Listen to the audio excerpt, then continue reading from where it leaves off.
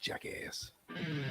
Welcome to Indiana Sports Beat Radio, presented by Endeavor Hospitality Group and Andy Moore Honda of Bloomington. Looks over the middle, second guesses, fires, throws. Does he make the catch in the end zone? Yes! Touchdown! Oladipo to win it. Another one! He got Another one!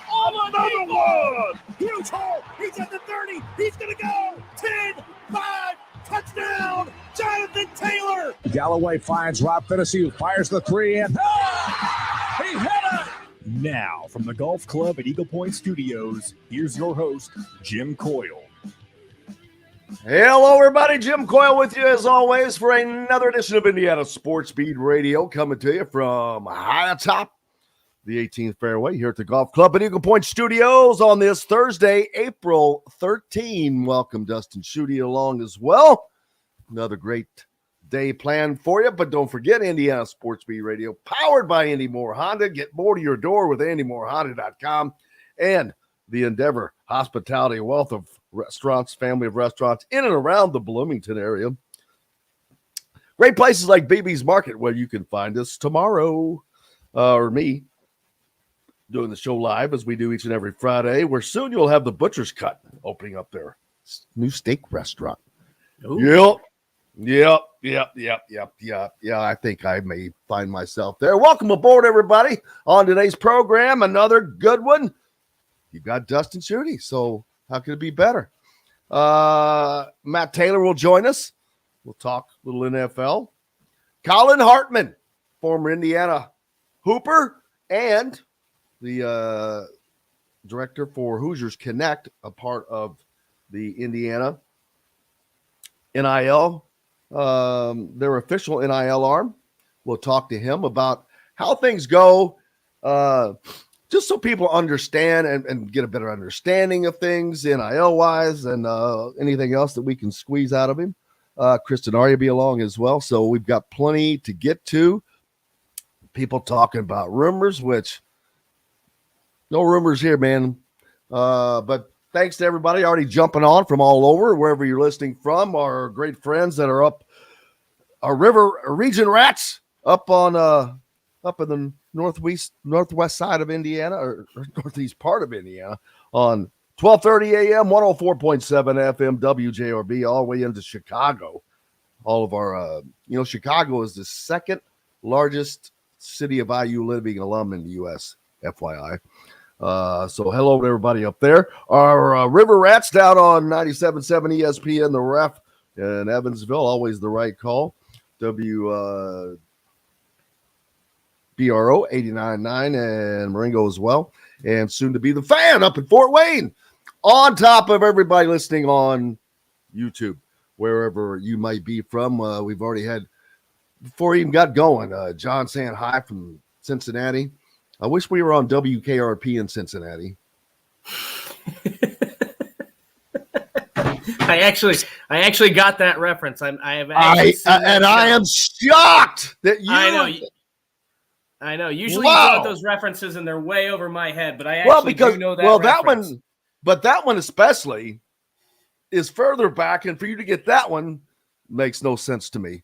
Well, let me interject here. So when I was growing up as a kid, Nick at Night used to have an incredible lineup. They would play. God, please don't tell me you learned to watch WKRP in Cincinnati on Nick at Night. Nick at Night. Oh my exactly. God. Absolutely, I did. What were you, 12?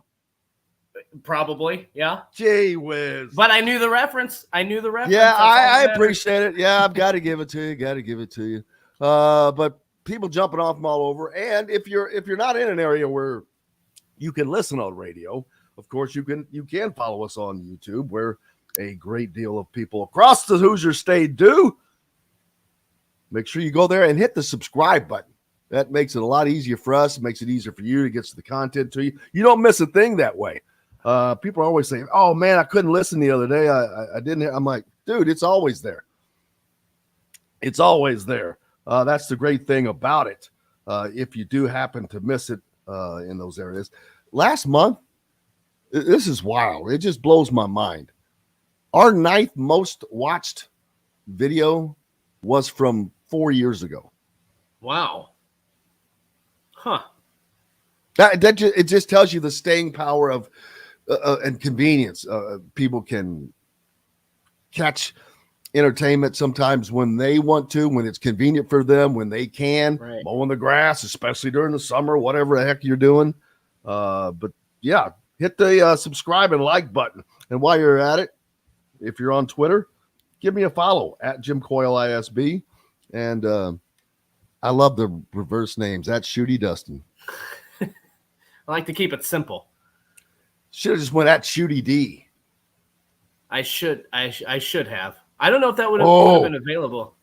Schutte D. I know one that's available at Schutte D Bro. D Bro. There we go. We could have K Bro and D Bro. Exactly. At Schutte D Bro. What up? Kevin and I can go hit up some karaoke together sometime. Can nobody you wants sing? To hear that. No, I cannot. I would not do that at all. Now, yes, I now myself and I do not sing karaoke, but yes, I could go out and do the karaoke part. But as I'll just cheer everybody else on. Everyone misses out before the show. It's not every day, but it's a lot of days.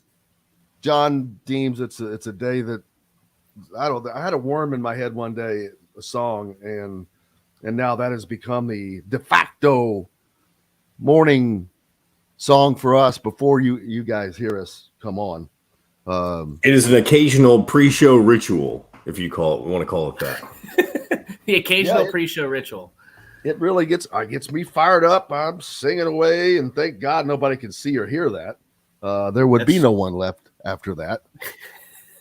I saw Dr. J hitting us up on the Andy Moore Honda hotline. Speaking of Dr. J, Reynolds Family Dentistry down in Sellersburg. If you're down that area, make sure you stop in and see Dr. J to get that championship smile. You know, they have been a sponsor of Indiana Sports Beat Radio since we came on the air 7 years ago. So shout out to Dr. J, my man. Appreciate you. So anybody down there, make sure you go see him. He's an IU grad, by the way. So, you know, we try to keep things in the family. So there's that. John hitting us up from Brown County. Big Ten has a new commissioner. And it is not Dustin Schutte, and it's not Jim Coyle. Nope. But Indiana also looking at some other names in basketball. We'll talk about that. I was really disappointed when I saw Jim Phillips, the ACC, locked up Jim Phillips as their commissioner. He went to the ACC from the Big Ten after the Big Ten hired Blunder Boy. Boy, that one just came to me like that. That's his new nickname. There you go. I hate to sound like someone I certainly know, but yeah, that's his new name. We had Muppet Mark, who's gone. Now Blunder Boy. I wish I'd have thought of that a long, long time ago. Well, we've always said that the Big Ten really just overthought that entire situation. I don't know what they were thinking at the time. Jim Phillips was. Thinking. Well, Jim Phillips should have been locked into that job before it even became available. So currently still the only commissioner of a major conference, I think, now that has true athletics administrative experience. Everyone else is a former TV executive or something of the nature, just like Tony Petitti. He's a former former Major League Baseball, CBS television executive, first reported by ESPN, but he served as the COO of Major League Baseball, and starting in 2015, before his role there, he worked for ABC Sports, CBS, and Major League Baseball Network. ESPN reports that his work with college sports includes creating the BCS while he worked for ABC. That's probably like What's his name? That kept trying to take credit for the internet. From Tennessee, former vice president. Oh, come on. This one's not that damn long ago. He was Bill Clinton's vice president. Al Gore? Yes, thank you very much. Al Gore was from Tennessee? This is what threw me off. Was he not a Tennessee representative? I don't know. That's why I'm asking. It just seems I'm looking it up right now. Had no idea. He's born in Washington, D.C. Boy, we're getting deep in here. I have no idea where Al Gore was from. Well, I mean, I think he served as, but I don't remember. But that's not the story. The story is everybody. You're right. So Al Gore created the internet. But bull crap. But yeah, he was a Tennessee rep. But that's what that's like. Anyway, but this continues a trend among Power 5 conferences with limited to zero working experience in college athletics, instead focusing more on individuals with high-ranking experience in other industries, the money industries, the TV, right. Which I think is ridiculous. And here's why. Mm-hmm. While these media network contracts are absolutely the lifeblood of the conference, that's a package that is put together, worked on, come together, and then agreed upon. Boom. Once you get that done, it's done. Well, I don't understand. Why would a conference not hire someone who that's what they do, that's their specific thing, to be that, to be the media czar of the conference? Because now, once that's done for the next 6 years, what the hell? You don't have to do anything with that. But what you do have to do is govern the conference. What you do have to do is or make decisions that are going to be involving actually governing the conference. So why not just hire a media czar, get this stuff done? Hell, the Big Ten Network is owned by Fox already. Where else is the Big Ten going to go? So I don't get this for the Big Ten. For others, yeah, especially the Pac-12, they suck as far as what they have to offer from a media perspective. They need somebody like this more than anything. The Big Ten does not. I don't even know that they do need somebody specifically to work on those TV media rights deals and things of that nature. But I don't understand. Like, it's not like the money's going to go away from the Big Ten. I mean, I feel like if you're a conference commissioner and usually a former athletic director or at least have some experience in that realm, you're probably going to know how to negotiate. Like, it can't be this difficult to land $1 billion deal for the Big Ten. To me, when you have the 14 teams you have, and when you're adding USC and UCLA, isn't that the easiest thing to do, is to land a media rights deal? So why do you need a television executive? I'm with you on this. I don't understand. You need somebody in that realm who's going to know to do what's best for the schools, for the student athletes, for athletics. And I'm not convinced that this guy is going to know how to handle that stuff, as we've seen with Kevin Warren. So, I mean, exactly. To me, completely out of his element. And to me, out of his element. This is the other problem to me, is that these kind of guys are always looking for their next job. And that's not to say a guy who's a conference commissioner isn't going to look for his next job no matter what. But that's look at Jim Delaney. Look how long he loved that job. I don't get that. When you're the commissioner of the Big Ten, there aren't that many next jobs that are better than that. President of the Chicago Bears, I don't care what anybody says. It's not bigger than being the commissioner of the Big Ten Conference. And as the Big Ten Conference continues to grow, USC and UCLA are coming in. Right. Kevin Warren was not liked by anybody. His decisions were not welcome. He made moronic decisions, or someone liked him. I can tell you who did like him. A lot of the Big Ten presidents, not all of them, but a lot of them. Why? What did he do? Well, I mean, I'm going to use the COVID as the COVID situation as an example. I mean, he didn't fight them on any of that. And as far as I'm concerned, 11 of the 14 presidents didn't want to play football that season, and he was like, "All right, we're just not going to play." Like he was exactly. He was like, "Oh, okay, whatever you say." That's what I'm saying. So I'm sure the presidents loved him. That's the situation Most the NCAA had when you say the NCAA Muppet Mark.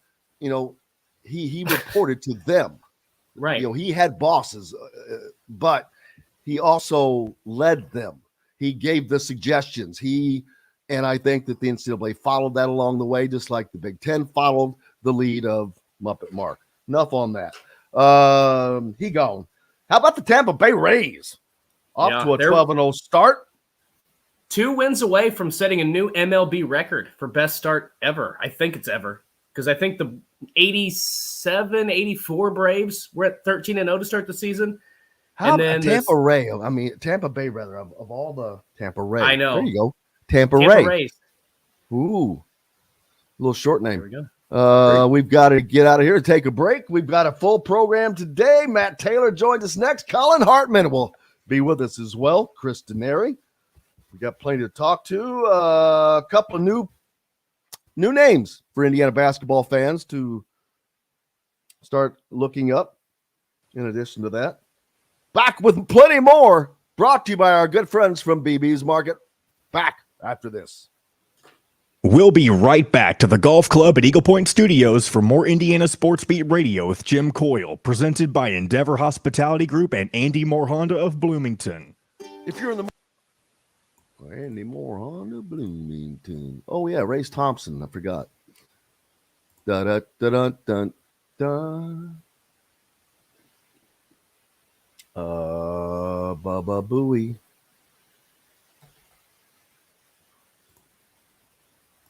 Oh, Bubba. No, Bubba.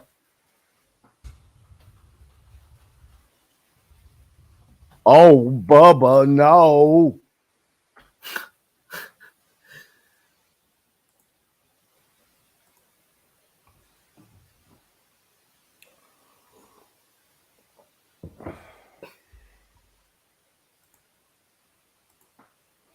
Man, I got to do my taxes today.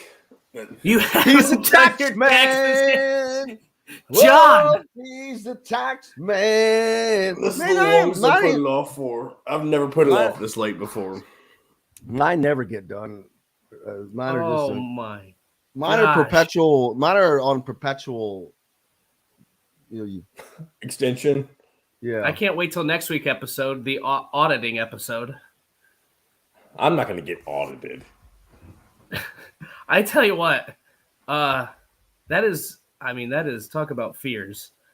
Probably I'm not in the ballpark where I think I need to worry about that. But yeah, that's why I don't worry about it. It's just always one of those things that I'm just like, man, can you imagine? I'll be paying some hefty fines, I'm sure. Probably a couple months ago.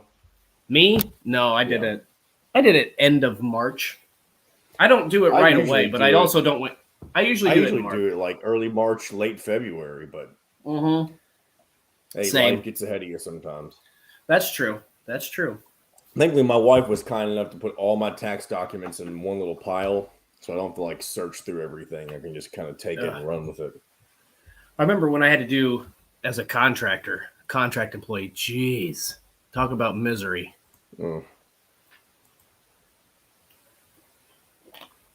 Not like if you have a little bit of that, it's fine. But if that's your sole source of income, man, does that take forever. And usually you're paying quite a bit of money. Well, I always because obviously what I get paid from the gym isn't taxed directly, so I've got to tax myself. So I've always got that set aside when I get paid from them. So That's really smart. Already losing the money. You are one of those few smart people that does it. I know. I didn't do that when I was a I didn't do that when I was a contract employee at Tradition. And let me tell you, I don't do it now. What are you talking about? All right, here we go. Best clubs. Come taste with Dr. Hops' Brewing, Metalworks Brewing Company. Bring your passion and your thirst. This segment is brought to you by Southern Stone Restaurant. Now back to the Golf Club at Eagle Point Studios for more Indiana Sports Beat Radio with Jim Coyle, presented by Endeavor Hospitality Group and Andy Moore Honda of Bloomington. Welcome back, Indiana Sports Beat Radio here on this Thursday. Beautiful spring week. Beautiful spring day. Spring has arrived, man. It has just been incredible. What's today going to be like? 77 and sunny all day. High of 80 here in central Indiana, wherever you are. I hope it's beautiful. We got people listening on every end of the state, each corner, and of course, actually around the world. I had wondered where our buddy Fozan had been from Jordan. I saw he popped on yesterday. There was someone listening from, where did I say? It was the newest. Serbia. Belgrade. Serbia. Yeah. I wish instead of pins, I wish I could get a hat or a shirt from each of those places. Speaking of hats and shirts, Matt Taylor joins us. Just love that segue because it makes no sense. They never do. Yeah, that's why would I change? I've got to be consistent. Right. That's right, baby. I'm a hat and t-shirt kind of guy. What's up? That's why you always go with the blank screen. That I'm not savvy enough to do the camera, man. I'm really not. I promise. Actually, the truth is he does the show naked every day, and he just does it. There's that too, man. I love remote working. You know that. See, here's the thing that people don't realize that because we use a link to do the show, and Matt's in doing the whole show looking into the mirror, flexing. Yes. I think. I am. My entire camera roll on my phone is mere selfies. That right there is a way to sum me up in a nutshell. I am a huge mere selfie guy, as you can imagine. Oh, yes, you posting those thirst trap photos to Instagram and all over. That's right, baby. Me and the 17-year-olds, we got a lot in common. We get out of the shower. I get out of the shower and I admire my lats. Yeah, I was sitting there thinking, as soon as you said, I'm like, when is the last time I posted a selfie? Yeah. I'm like, the next one will be my first one, I think. Yeah, I'm like, I couldn't even tell you. But how are things going with you? Go ahead. I don't call it a selfie. I'll call it a lonely. You got nobody else to take a picture with? It is. Oh boy, my self-esteem is tanking at the moment, guys. I mean, I'm not a huge selfie person, but Yeah. No, that's my daughter. That's a Sebastian Maniscalco bit, by the way. I can't take full credit for that one. Gotcha. Well, with anything with Dustin, you can take full credit for. Trust me, he's never seen it before. I can generally tell you that. Hey, it's generally all fresh content. Although he did get a wild reference earlier today, which he knew what WKRP in Cincinnati was. Unfortunately, it was because he learned about it from watching it on Nick at Night. That's fine. I mean, I used to watch Taxi and I Love Lucy and the Dick Van Dyke Show on Nick at Night, Dustin. Doesn't matter how you get indoctrinated to it. Just find out about it and fall in love all over again, brother. That's right. That's great. It wasn't all over again for him. Matt knows what was good at the ages from like 10 to 14 on Nick at Night. It's fantastic, right? Like they had all the old Three's Company, Laverne and Shirley, of course, all in the Family. Is that what it was with Archie Bunker?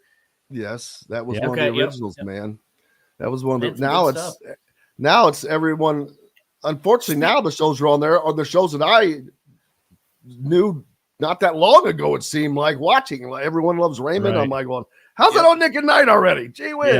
Yeah. You got Friends and Everybody Loves Raymond and what else was in that? Like I think Frasier. George Lopez. Yep, George Lopez. Wow. Listen, Frasier's an underrated show, by the way. If I people agree. haven't watched it, it is Frasier's fantastic. Funny. I agree. It's it is, yes. You wouldn't think snobby people could be so funny, but that one was a pretty good one. I will definitely give you that one. Absolutely.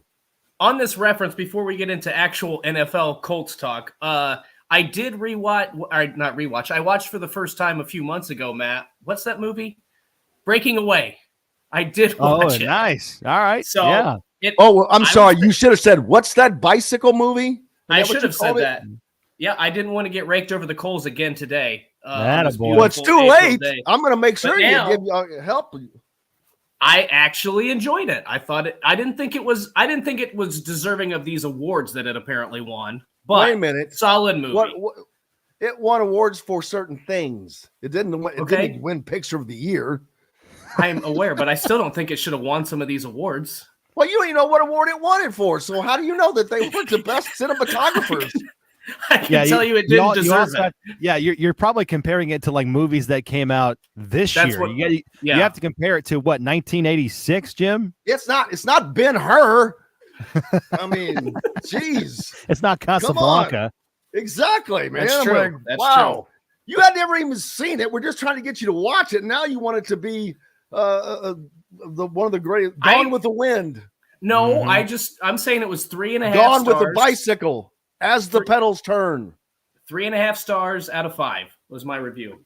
Wow. That's not bad. I mean, but speaking of which, that's being gracious. That seems generous. Yeah. Yeah. That's being gracious, Matt. You know, this weekend, you have speaking of to compare it to other internet shows that originated in Bloomington. There you go. Yeah, much. Yeah, there's no. You go to the bottom, then you start digging, and you like on Moneyballs. Then you get below the 50 feet of crap. Then there's us. Yeah. Yeah, you got to start buying wins, not players, right? Let's go. Exactly, baby. Exactly. This weekend is Little 5. Speaking of that bicycle movie. Oh, there you go. Dustin, you can go down there and write about it. You can actually see it in the flesh. But Bloomington will turn into, I'd have to check the population, but it will triple in. It used to triple in size when I was in school. I know that the demographic of 18 to 24-year-olds will certainly take a bump up this weekend. That's for sure. You got that right. And you will not find me anywhere in or around the B-Town area this weekend. I can tell you that. It becomes a madhouse. There is no – it's billed as the world's greatest college weekend. And I'm telling you, Indiana's campus doubles to triples in population over that weekend. I mean, you remember it, right, Matt? Well, I mean, did you ever visit? I know you didn't go to school here, but did you ever visit and get to go to it? Anything? I don't think so. No. Probably ashamed to say that or admit that. I just don't know because that's not the easiest thing to get to. I mean, I just think timing wise, it just never worked out. I mean, I think maybe my last year, I can't remember, but I know for the most part of my college career, that kind of coincided with football. We had spring football practices, so I don't think I ever made it down there, to be honest with you. But I mean, I know a lot of people that certainly did and had a good time and had to pay for it. Yeah, I've only been to the actual race once, and that was not while I was in school. When I was in school, that did not happen. I never got within 1,000 feet of Armstrong Stadium. Then that's when you have your own parties. Yeah, and like I said, it's nuts, and it will be that way this weekend. Bloomington will be crazy in that regard. Speaking of crazy. Still, you got Indiana and the Colts are both in this, but the Colts are in a much, much better position as far as needing a quarterback for next year.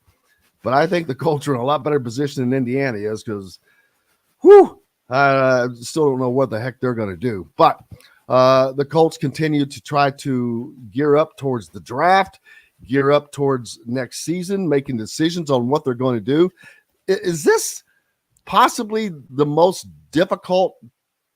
It's hard to call having the number 4 pick a difficult position, but this has turned out to be a difficult position, Matt. Well, you certainly don't. But challenging, There's a lot I of guess that's what I'm saying. variables that make it unique. There's no question about that, considering who's in front of you and all of the wild cards that could be in front of the Colts right there. I mean, if it ends up going down the way we all think it's going to go down, you know, all the draft prognosticators, you know, with the Carolina Panthers sitting at 1, and then you've got the Houston Texans at 2. A lot of people think it's going to be Bryce Young and C.J. Stroud in some order with those two guys, 1 and 2 respectively, and then you've got the Arizona Cardinals sitting there at 3. They've got a quarterback in Kyler Murray. So what do they do? And how much leverage are they going to have with some of these teams that might be thinking about poking their neck out to move up to 3 in the draft? And might the Colts be in a situation to do that? And then you have to take into consideration, what would it cost the Colts to go up 1 spot from 4 to 3? And what would they want, and what would they be really convicted about to move up 1 spot? Even though it's only 1 spot, it's still going to cost the Colts about, not to get too much into the weeds on you, but it would cost the Colts about 400 draft points. You know, Jimmy Johnson back in the day created this draft point formula system, and he gave so he was racing cars and developing this draft system? pretty much.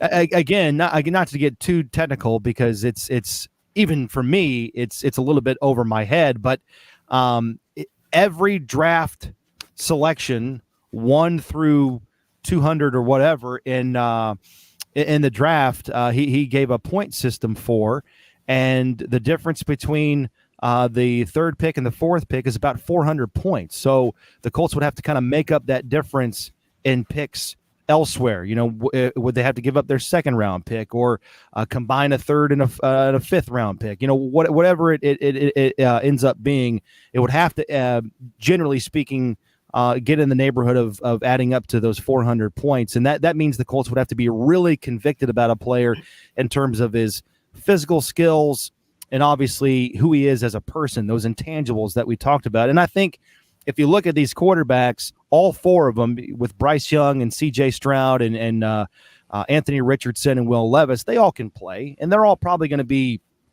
good quarterbacks in the NFL. Now, the law of averages says one of those guys is going to be really good, and one of those guys might not pan out. He might not live up to expectations. But I think on paper, they all have a lot of upside to be confident in and excited about. So it just kind of boils down to which of those guys separates themselves in terms of the intangibles, the character, the leadership, that obsessiveness that the Colts want. That's those are the things that are just not going to show up in a box score. So I think the Colts are still kind of working through that. Shane Steichen met with the media yesterday and said that the process is still ongoing. 15 days before the draft, you've got to continue to do the work, do the due diligence, continue to dig and talk and flush out all of these guys' characters to the best of your ability, and then make a decision. So we'll see if they stay at 4, or if they're motivated enough and feel that urgency enough to go up 1 spot and get the guy that they really covet and that they feel they really don't want to live without, so to speak.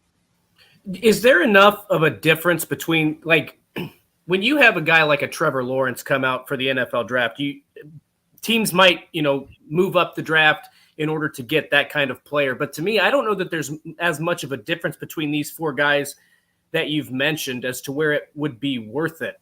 And this is just me looking as a fan. I don't know if trading that, up to the 3 spot is going to be worth it. That's just my thought initially. I mean, is there a specific guy that they have in mind that they can't live without? Or, I mean, I know yesterday they talked about, it's not going to be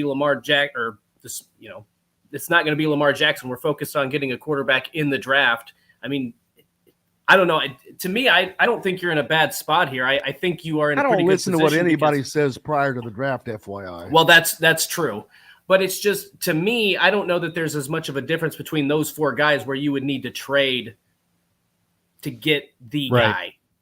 Yeah, I think we'll find out eventually, soon enough, obviously. But I think it's just beauty in the eye of the beholder, and it's true. It's what you want. It's what you covet. It's a guy that you think can come in and play to your system and your culture. That I think is going to be the deciding factor in whether or not the Colts feel comfortable sitting at 4 and being able to say to themselves, whatever happens in the chaos of this draft, we feel comfortable knowing that we're going to get at least the fourth best quarterback in this draft, and that takes into the assumption or the scenario that someone moves up in front of the Colts at 3 and takes a quarterback. So let's say 3 quarterbacks are gone in front of the Colts. Maybe the Colts say to themselves, we're okay getting the fourth best guy because that guy is still pretty darn good. He still translates as a starter in the NFL to some degree. And we've got Shane Steichen, this really smart, intelligent, former offensive coordinator that has been able to make it work and have success and put up a lot of yards and a lot of points with a varying degree of skill sets of quarterbacks, right? Working with guys like Phillip Rivers and Jalen Hurts. Those are 2 polar opposite type of guys and experience and skill set and athleticism, and has been able to make it work with both guys and kind of tailor his system and the players around those guys to put those quarterbacks front and center to have success. So maybe that's the approach the Colts take. Again, we'll find out soon enough. But it is fascinating, this draft to me. The wild card in it all is just, and I've been saying this, and I'm kind of blue in the face. So if I've said this before, I apologize. But once the season ended for the Colts, then it kind of, your attention turns to the draft and the quarterbacks, and certainly where the Colts are drafting, that's been front and center.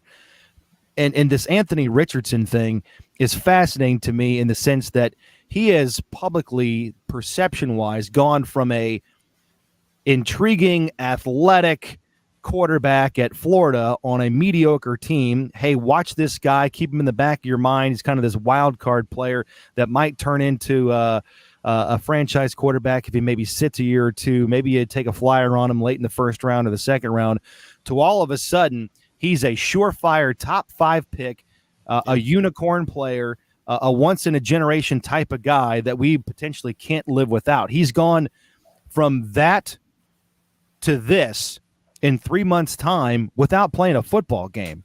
So that to me is fascinating. And I don't know who's wrong or who's right, but I guess we'll find out in due time in a couple years.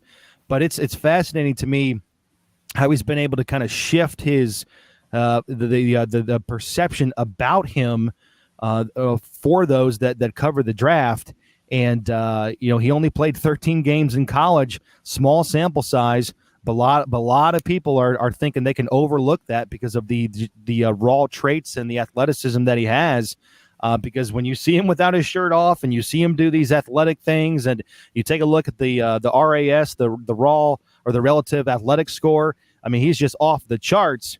But he just hasn't played a lot of football, and you still don't know how he will translate from the SEC to the NFL because the sample size is just that small. He probably looks a little bit better than you and I standing in front of a mirror taking a selfie, Matt, right? That's right. Yeah.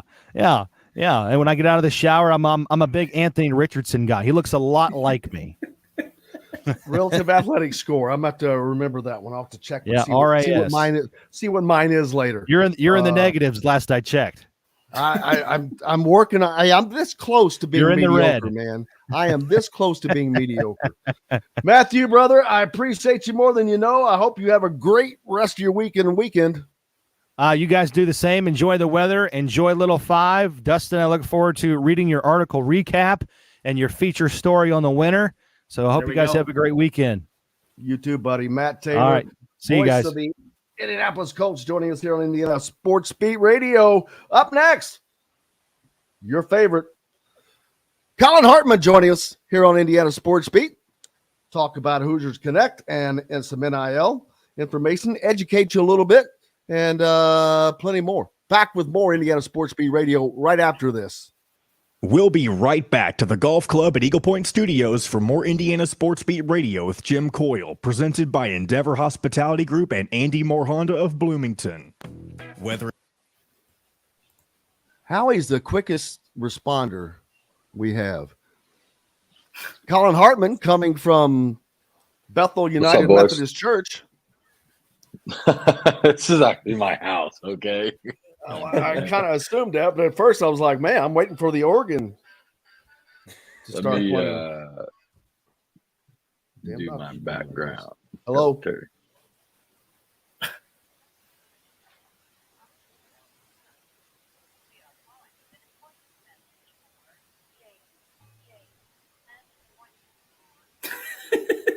I like that we can hear this. I don't know. I like that we can hear this conversation, though. What time, damn it? I hope it gives out a social security number. Yeah, your pencil and paper out, ready to write down that credit card number. Exactly. I got it typed out here on my phone. Oh. That was... Why would I ever make an appointment that damn early? That's stupid. Oh, man, why'd you take away the... Because you're talking shit, man. It looks great. It's a great background. You were talking shit. I was waiting for you to... How you doing, brother? Hey, you know what? I saw Tyler the other day. He said you guys got out and golfed a little bit.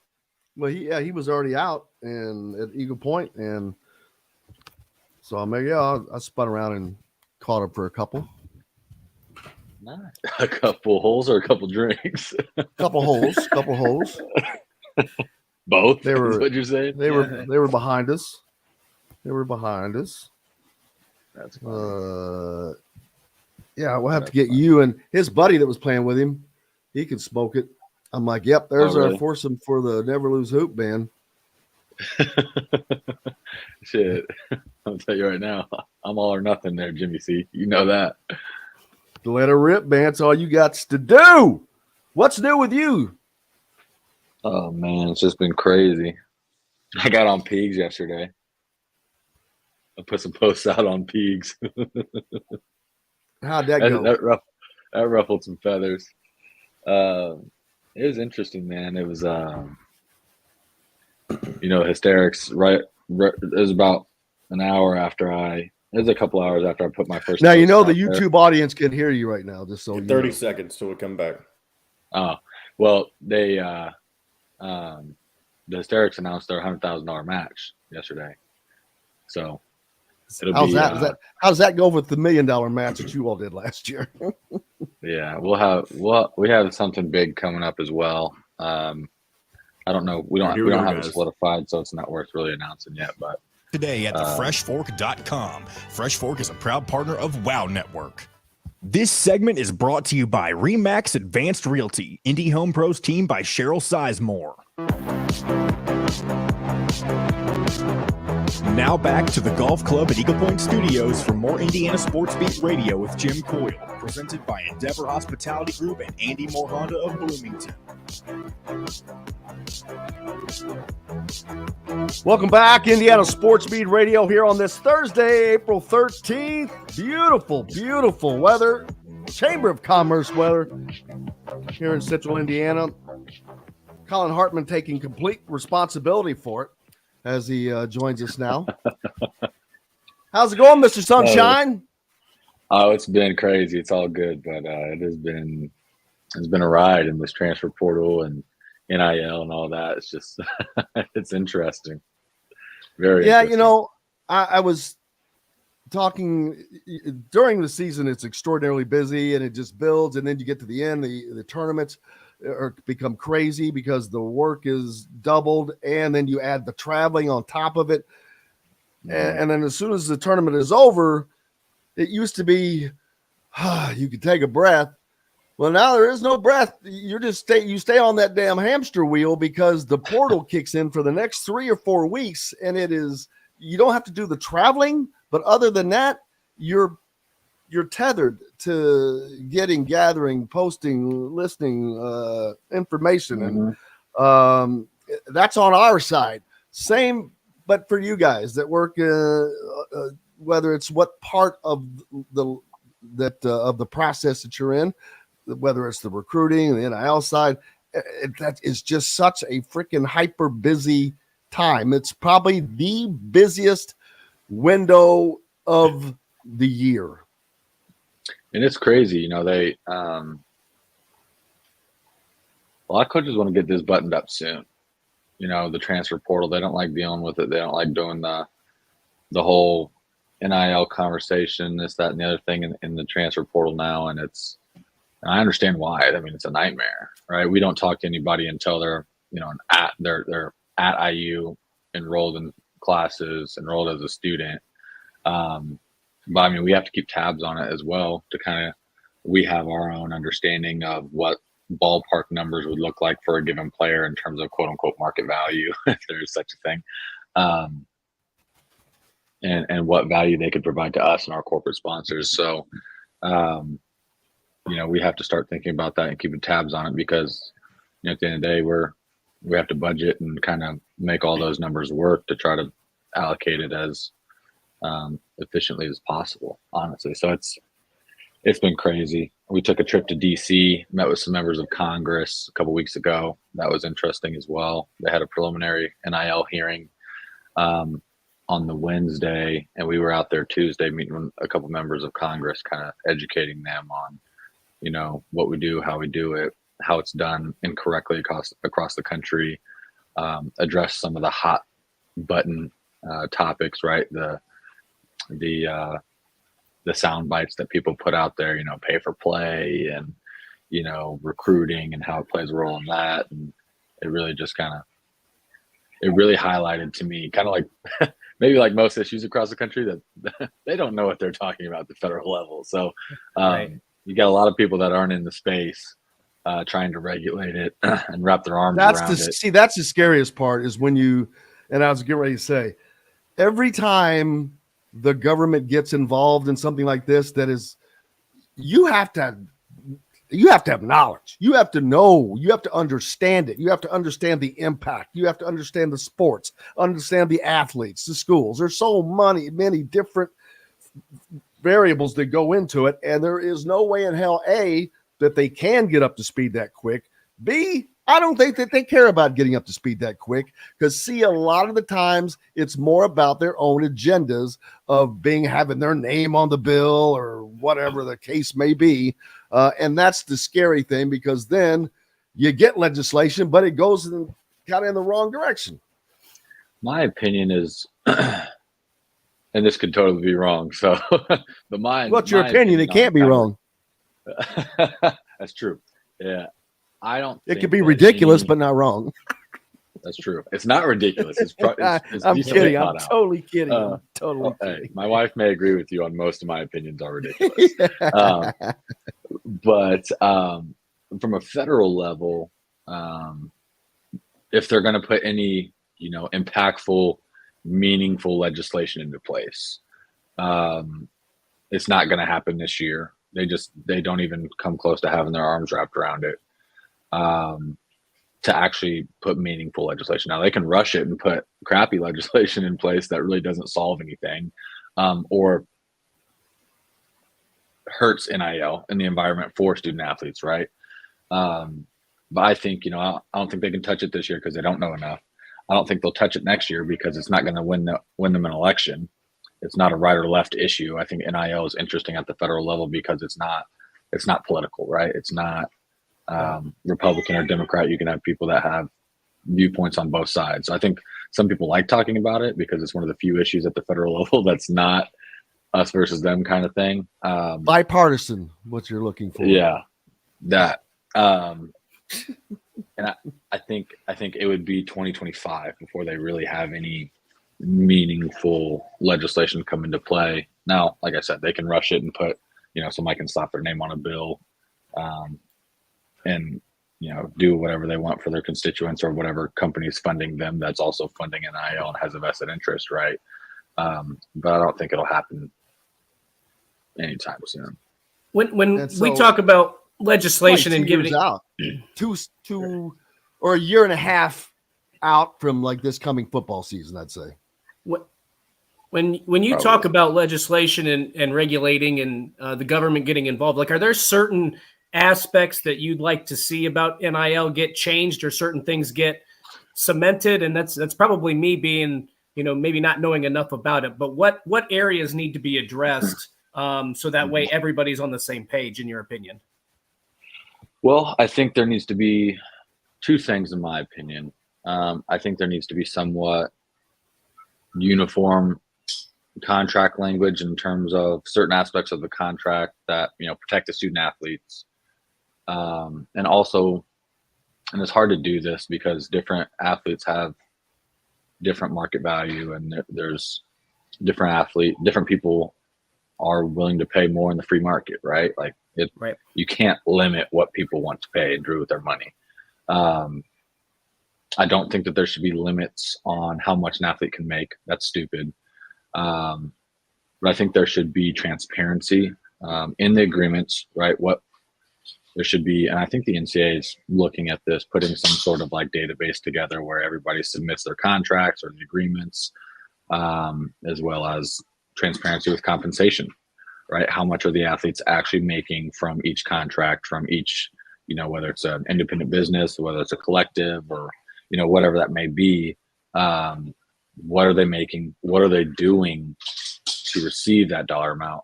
I think, it only helps the athlete prove that they're doing meaningful work, right? Because what I told Congress was like, and we were telling them while we were out there, is you want to protect this student athlete, not limit their opportunities. Sure. Right. So I think with transparency within the agreements on a deliverables in relativity to the compensation for those deliverables, I think that would be good. And I think some sort of uniform language, like in the indemnification scenarios and rights to content in the contracts and those certain sections like that in the contracts and the agreements that we facilitate, I think that would be good to have across the country. Because then we go back and forth with agencies and, some athletes that don't have agencies or representation may be getting, short end of the stick on some of those deals across the country. We keep it pretty uniform across all athletes that we do deals with. So I think those are the two hot button points to regulate. I don't think it's, one of the main thing is at the federal level, the question is who regulates it, right? Right. Does the feds kick it back to the NCAA to enforce it? Which I don't think the NCAA has the bandwidth to truly enforce NIL across the country. So that would have to be a mass, not overhaul, but redesign of how they do that. Right. And to that point, so this leads into my next question a little bit, because I go back to Quinn Ewers, who was a 5-star. I think he was the top-rated quarterback out of Texas. He couldn't get NIL for his senior season at Texas, playing high school football in the state of Texas. So he enrolled at Ohio State a year early so he could cash in on some NIL money. I mean, is that a problem that you would run into where not because to me, if government gets involved, NIL just isn't a college issue, then it becomes a high school situation, and certain states may not allow, they might have their own rules on that. Like, are you running into difficulty with that with recruits, guys at the high school level who are maybe already inking some NIL deals and can't, whether state regulations or otherwise, can't cash in, whereas if you're in another state, maybe some of those recruits are able to get that money? So I would say we're not necessarily feeling that. I think it's more of a top 5% of football schools that are dabbling in that world. We don't touch it. We've found that there's less of an NIL issue at the high school level just because there's less demand for it, right? Like the top 1% of high school students are going to be having any opportunities for NIL. I think the federal legislation should create the foundation of, like, if the feds, they need to make a decision on if high school students can make this money or not, right? Because if you look at it from the collegiate standpoint, NIL allows student athletes to stay in school longer if they want to, right? They don't have to take that risk to jump pro. Now, what you don't want to do is make kids leave high school early, right? Right. Or feel like they have to, because it's the same scenario. A lot of these kids come from nothing, absolutely nothing. And a lot of these kids that we do agreements with, they send their money home, right? The kids that are making hundreds of thousands and millions of dollars are buying cars and doing all that. That's the minority of NIL, right? The majority is people are helping their parents get out of debt. They're sending money home to pay the bills. They're, paying their parents' cancer bills, medical bills, all stuff like that, right? They're starting scholarship funds like Taiwan Mullen did. So there's a lot of good stories, and Right. quite frankly, I think are the majority of NIL deals. Anthony but I don't Leal's think that another you want to great one. get. Yep. And so you don't want to get into a scenario at the high school level with federal legislation that makes kids not be able to, right, make money. I think they should adhere to the same transparency in terms of the agreements and language and all that. But I don't think you want to limit their want or desire or ability to stay in high school just because, somebody's dangling some, fat check in front of them, right? And that's the same thing at the college levels. Like, student athletes are able to stay if they're on the edge of, going to the NBA or going to the NFL. They can have another year to improve their draft stock or whatever that may look like, or give it another run, or finish their degree, or just be a college kid for one more year. That NIL kind of allows for a buffer for kids to do that. So I think that the feds would want to protect the student athletes, not limit opportunities. That's my opinion. With the transparency, I agree with, but there will also come. It's going to bring both good and bad. Then you have to weigh private versus public. What do private schools have to do versus public? But first of all, why would student athletes have to disclose what they're making from certain things when the rest of us don't have to do that? And then is that going to lead to problems as far as elevating the cost of this? Say, well, that dude got that there. Just like everybody in the NFL, every quarterback is looking at Deshaun Watson, the jackass in Cleveland. Yeah. Because Cleveland gave him stupid, ridiculous, no way to get a return on their investment. And it screwed the league. It screwed up Lamar Jackson trying to get his deal. And that's one of the things I'm worried about happens once the numbers get out, because there are going to be the John Ruizes of the world. And next time it may not be 800,000. It may be 1.8 million. That's true. And, I think there's kind of two sides of that sword, right? It's don't infringe on somebody's private right to, disclose their income. But I think, there's also a side of that, same as, all these fans are contributing dollars to these collectives, and they're the ones paying the student athlete and have no idea how much the student athlete's making, right? Could you imagine being an employer, for lack of a better term, right? And not knowing how much your employee is actually making, type of thing. And that's a wild stretch of a, example. But I think, I don't think student athletes are making as much as everybody says they are across the country. They're not. People are thinking that guys are making a lot more than they really are. I was going to say, I think that you hear the stories about the top, as Collin mentioned, the top 1%, maybe the top 5% of that once in a lifetime quarterback or a really good running back.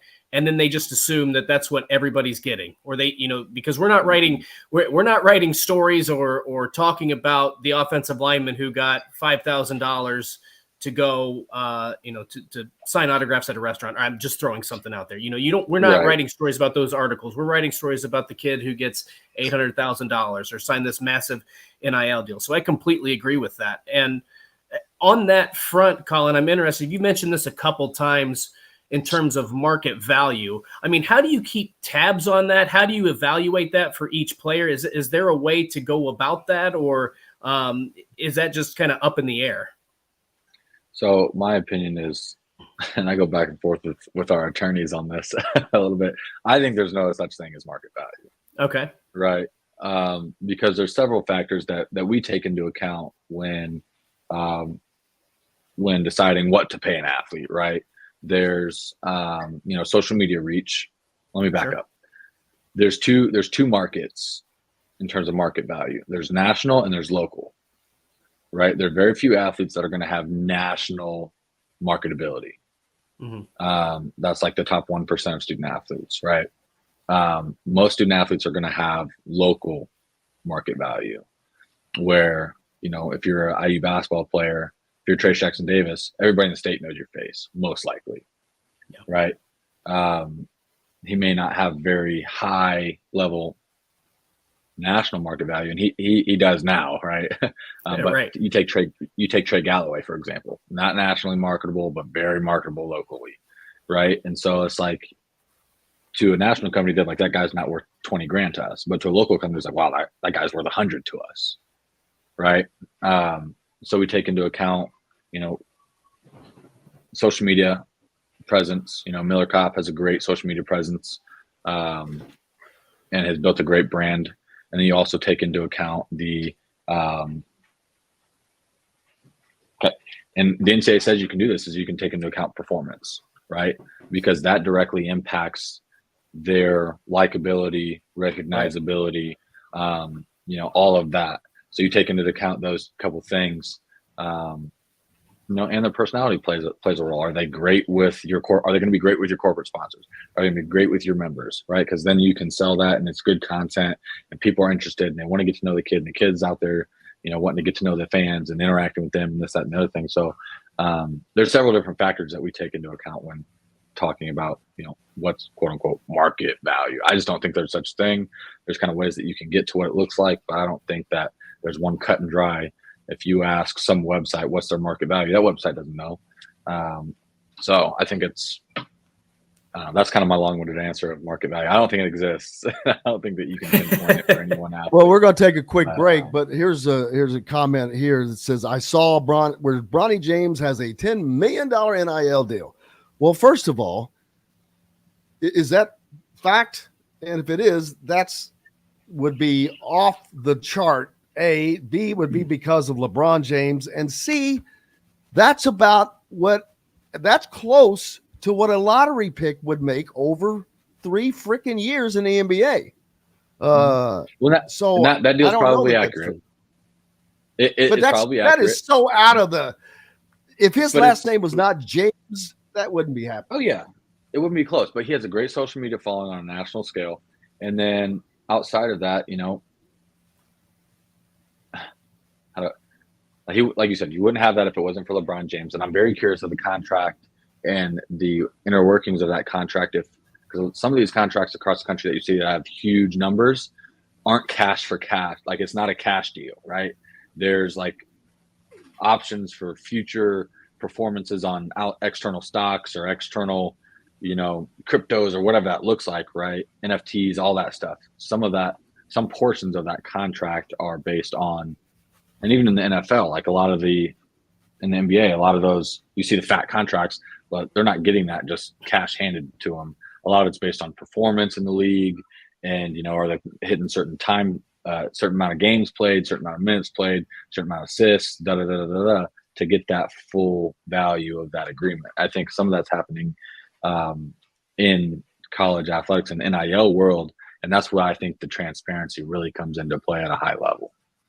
John's going to slap my wrist if we don't take a quick break, but I got just a couple more questions I want to ask you. So we'll take a quick break and we'll be right back. Collin Hartman with Hoosiers Connect. I want to make sure that you guys understand the difference between Hoosiers Connect, Hoosiers for Good. Both are the official NIL arms of Indiana, but we'll talk more about that when we come back here on Indiana Sports Beat Radio. We'll be right back to the Golf Club at Eagle Point Studios for more Indiana Sports Beat Radio with Jim Coyle, presented by Endeavor Hospitality Group and Andy Moore Honda of Bloomington. If you're in the Hoosiers Connect. I'll be right back, guys. All right. Oh, you're good. It's a crazy world, Jimmy C. Oh, yeah, bro. I wish I could just get a 0.025% off of everybody's NIL deals. Yeah, what do you mean? Across the country, it's like billions. Nah, just the IU. That reminds me of back in the old ABA, NBA days when they merged in the 70s. There was only 4 ABA teams that were able to go. St. Louis wanted to, but they weren't able to. Well, yeah, but what St. Louis did was they were like, somehow they negotiated to get 1% of the NBA's TV rights deals instead of getting to go to the NBA. That deal was in place for a long time. Those guys made millions upon millions of dollars because of being so smart back in the 70s. The NBA had no TV money back in the 70s. And I'm like, oh my God, that's got to be one of the greatest deals in the history of deals. I've not heard that. Interesting. It has to be. The spirit of St. Louis. And the Tropics was just on the other night, man. You ever been hitting the jejunum? Ever been hitting the jejunum? We're going to run the puke. Classic movie. Absolutely classic. Oh, my. Yeah, baby. The Will Ferrell. I'm going to promote an interview we're doing with Miller. Big live event that we're doing with Miller. Yeah, Tyler had said something about that.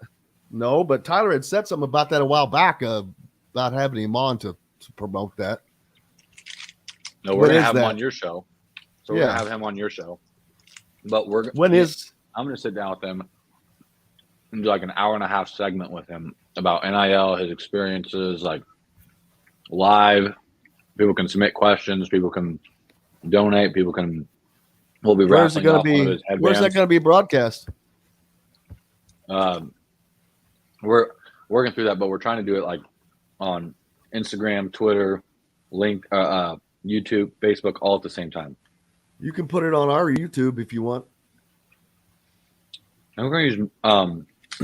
I think we're using Miller's right now just because we want to help him out with his. I meant in addition to. I mean, you just that's just another. Okay. All right, here we go. I don't know how that shit works. Yeah.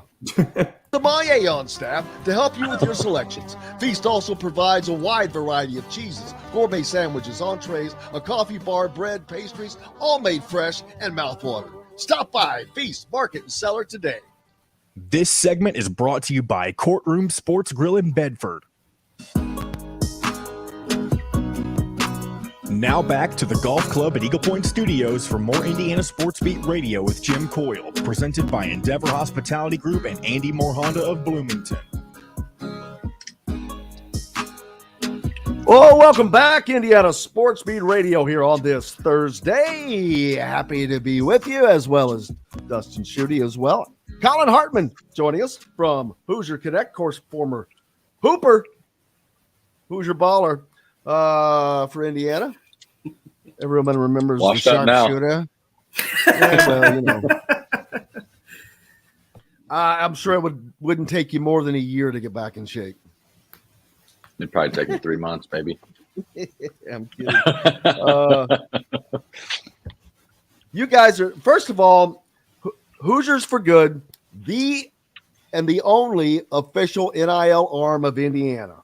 People, first of all, need to understand that. There's athletes can do their own NIL deals. They can go out and do whatever. But Hoosiers for Good is they work directly with IU, and they are the official arm. So you know that your funds are safe, that they're going, and they can be directed, correct? Yeah, so Hoosiers for Good and Hoosiers Connect are basically, they're separate entities, but we work extremely closely. You can choose if you want to allocate all your funds to one sport on both sites. There's opportunities for that. Hoosiers for Good is a charitable route. You get tax deduction from a charitable contribution standpoint. And the Hoosiers Connect side, we have one-time contributions. You can just give to give. You don't get a tax deduction.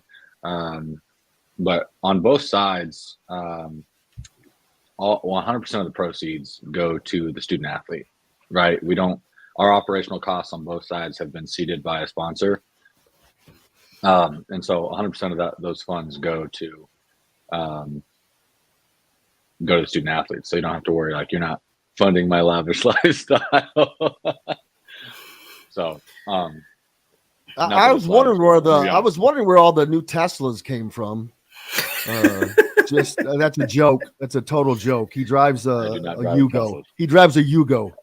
I don't even know what that is. I don't either. It was a piece of crap box car they made that came and went. Hoosiers for Good. Mostly, this is corporate side. It's what I call the corporate Hoosiers side. for Good is charity side. Hoosiers Connect is the corporate side. Yeah. Okay. Well, by Hoosiers for Good, I mean, is that where the larger donations come in, would you say? Is that I'm trying to differentiate for people to understand if they were going to donate, Hoosiers for Good is where they should go, or Hoosiers Connect if is where they should go from the average person listening to the show. Yeah, I think it ultimately cares. It comes down to what you care about, right? If you're looking for, feel good story, kids are doing charity work for it, you're looking for a tax deduction, Hoosiers for Good is the route to go. If you're looking for access to the student athletes, if you're you don't have the capacity or the desire to give enough to get a tax deduction or have that make any real impact, but you want some cool things in return, access to the athletes, the exclusive interviews, Hoosiers Connect is the route to go. We also and it gives you part of being a reason for the resurgence in the program. It's still a way to be a part of that. Oh yeah, and that's a good point. Is unlike any time before, whether you like NIL, hate NIL, or indifferent to it, it's here. It's not going anywhere. Right. And it's just like politics. I think I said this last time I was on the show. If you don't vote, you can't whine about who's in office, right? So all of our fans, passionate fan base, like I was the benefit of it when we were good. When you're bad, it's no benefit, right? You have a genuine opportunity to impact, whether it's $5 or $5 million. And so I don't care, because everybody's passionate. And this is what I was talking with Trey Galloway the other day at one of our shoots. And I said, look, man, I told this to Miller yesterday. I said, look, the fan base at IU isn't good or bad, right? The fan base at IU is just passionate. You're winning or losing decides if they're good or bad, right? Exactly. That is, wow. That is the absolute best. That is the best short synopsis I have ever freaking heard. Boom, bam. Amazing. Yep. I'm stealing that. You better give me credit. Hey, is Hoosiers for Good? Hard about that. It is. It's a great, succinct, but just bam. Hey, is Hoosiers for Good the only charitable, tax deductible collective? At IU, yes. So there you go, IU, folks. If you want the tax deduction and you want it to be for charity, Hoosiers for Good is the way to go. These athletes love doing this stuff. They get to go out in the community, and people are not just handing them money. They're going out and being a part of the communities, being a part of impacting other lives. And I'll give everybody this nugget. So this is the first time we're announcing this, Jim. So we're doing, if you guys have been paying attention on Twitter, Miller Kopp put out a tweet. We put out a tweet. We've been putting it out. We're doing a long form interview with Miller Kopp. All things NIL. It's to benefit Hoosiers Connect. So it's free to watch, right? Free to join. All you have to do is sign up through our website. If you go to my Twitter, Miller's Twitter, there's a link there that you can join on. But we're talking all things NIL, his business, how he did the transfer portal, how athletes are approaching the transfer portal now, how schools are approaching the transfer portal now. But we'll be having some giveaways. We'll be giving away one of Miller's game-worn headbands. We will be giving away Jackie Moon. Can you get Jackie Moon's autograph? You might be a little bit. Everybody love everybody.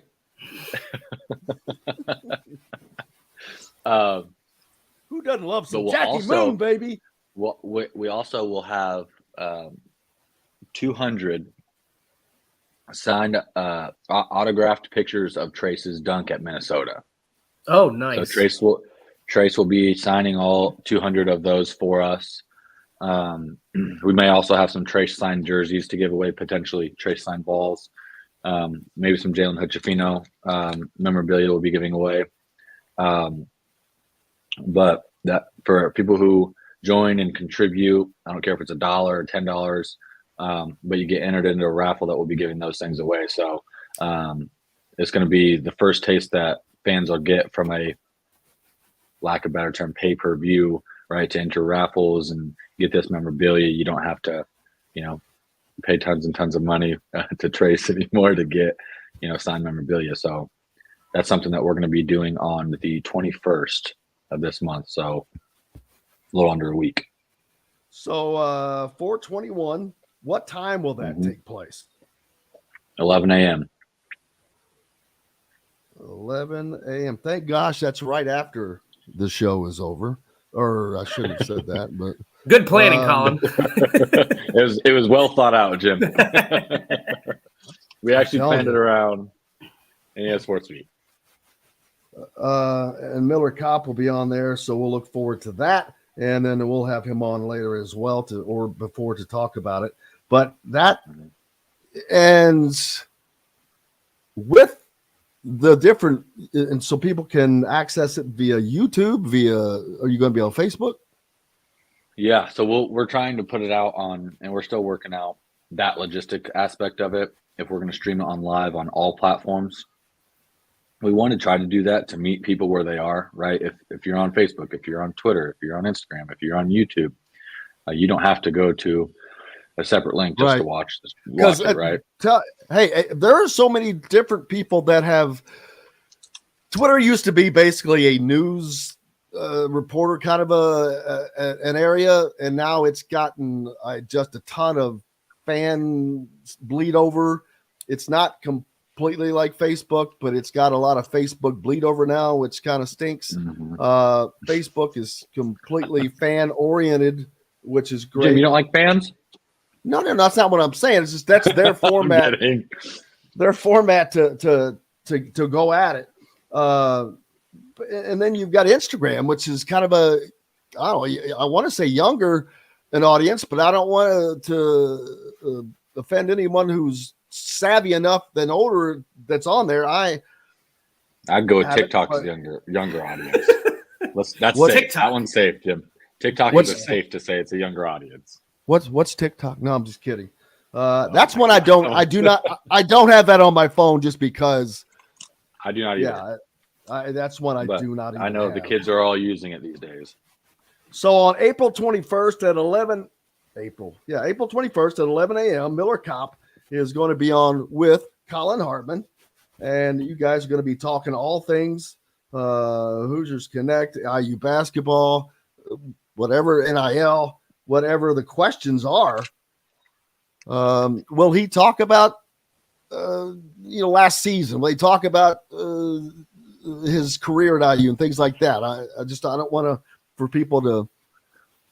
Yeah, we'll probably venture into that in terms of some of his experiences. I don't think that's the main focus. What we want to do in that time frame is because one of the big questions is how do these student athletes juggle school, their sport, NIL, and now Miller's also he runs his own company, right? Primal, and so a lot of our donors ask us like, how do these kids have time for this? Well, it's like you make time, right? You prioritize it. You lose on little social life. So that's part of what we're going to look into is like how he juggled that, how it impacted his career, positively, negatively, time management, how these kids are doing it, and then how we approach trying to, with my background, knowing what student athletes' schedule is like, being as efficient as possible with their NIL deals so we're not impacting their school or impacting their performance or anything like that. So there's a whole lot of layers that we're going to go into with that.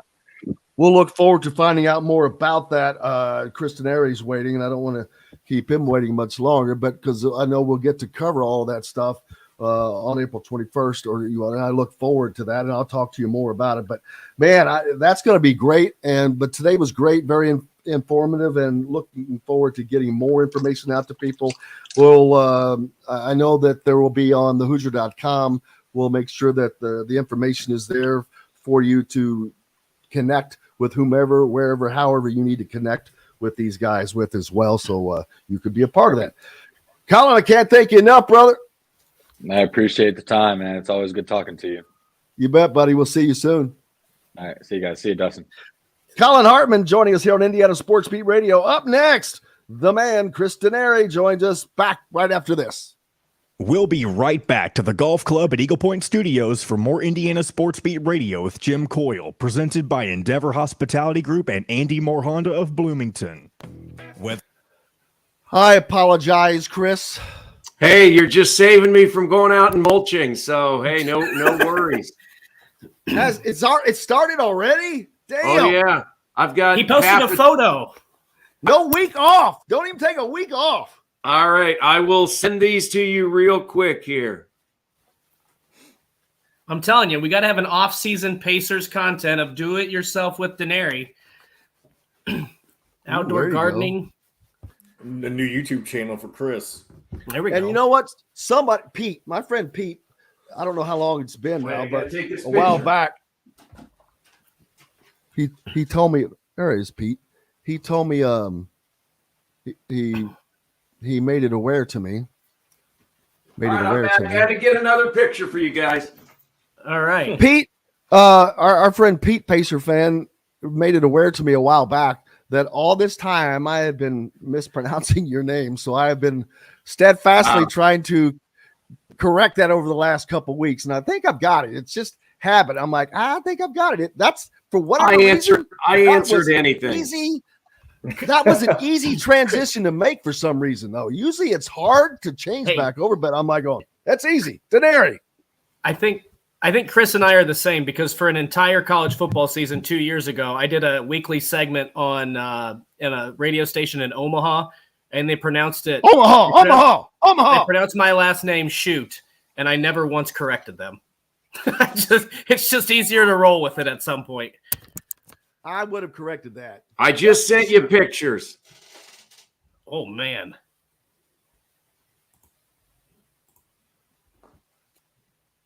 Gee, well, that looks good.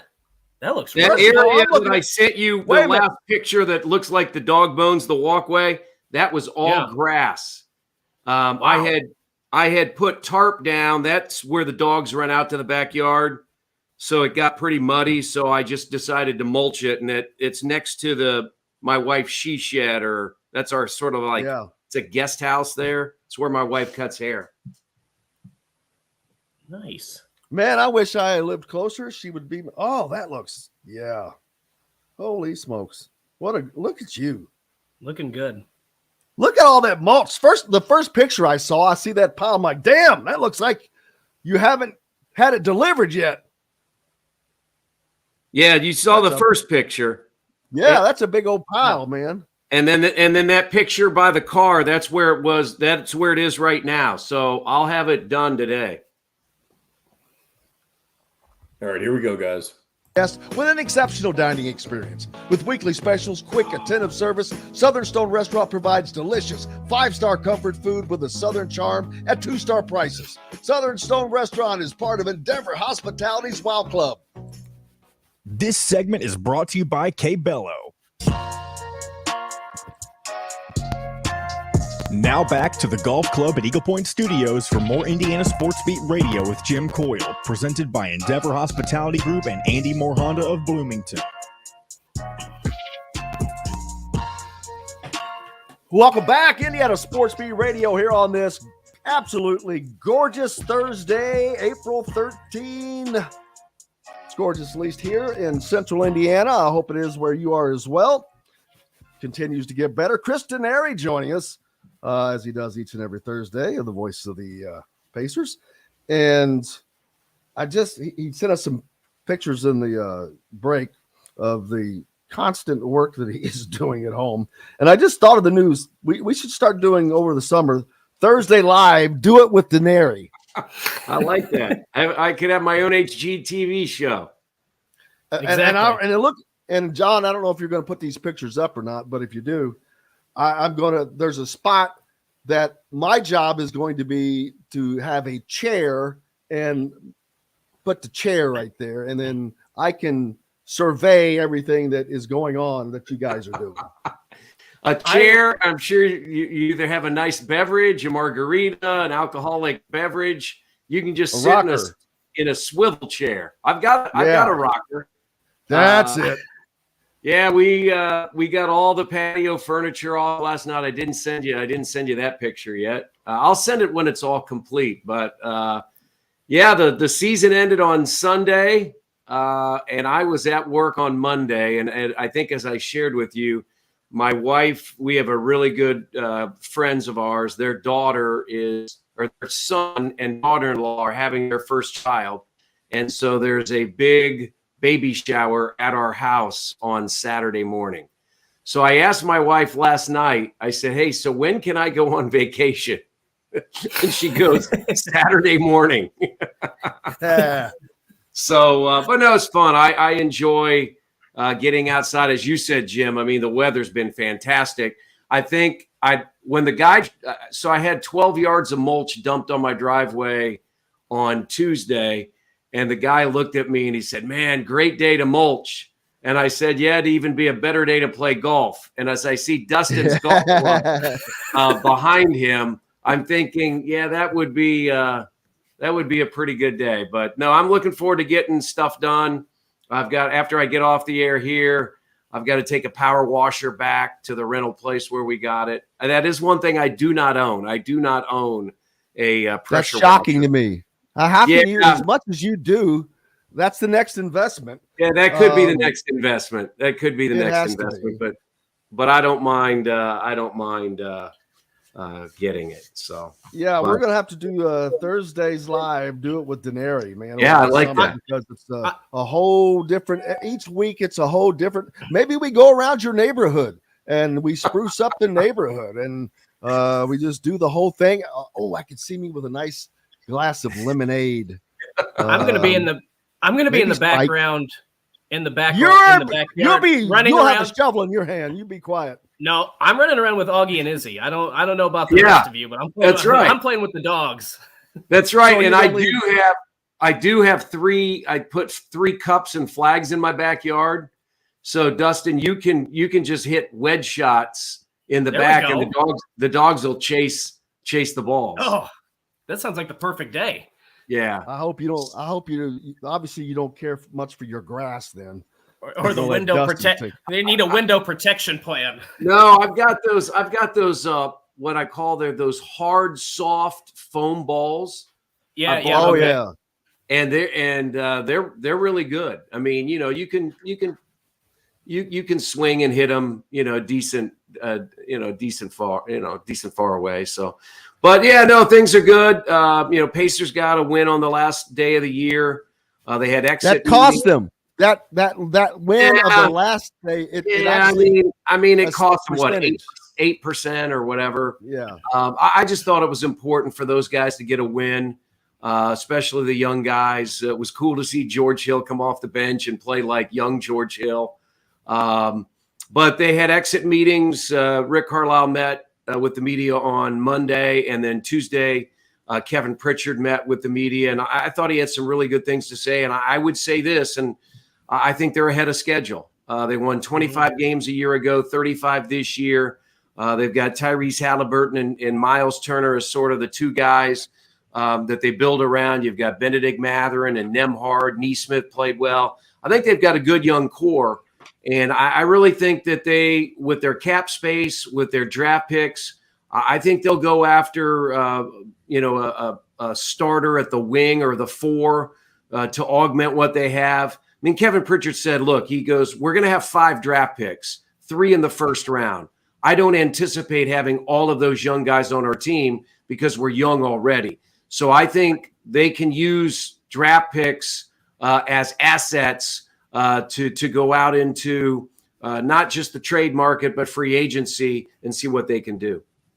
Well, and to me, Chris, when you have this young talent, and I've made this comparison all season, so everybody's probably tired of me sounding like a broken record, but you go back to whatever it was, the 10-11 season, 11-12 season, where the Pacers snuck into that first round, got beat by the Bulls, and then they were able to add, I think, in the following draft, they traded the Kawhi Leonard pick to George Hill. They were able to get David West in free agency.